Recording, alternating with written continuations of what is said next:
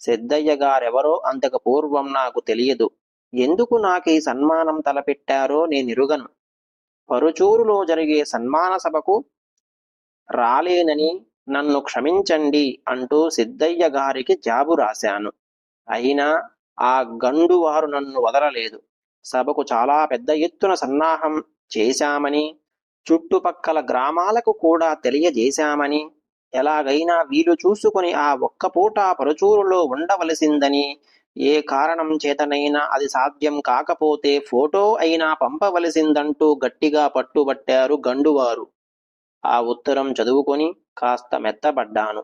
సిద్ధయ్య గారి ఆహ్వానం కేవలం లాంఛనప్రాయం కాదు, నిజమైన అభిమానంతోనే ఆయన నన్ను ఆహ్వానిస్తున్నారని భావించి ధర్మకర్తల సభకు హాజరు కాలేనంటూ లేఖ వ్రాసి పరుచూరు సభకు బయలుదేరాను. సభ నిండుగా జరిగింది.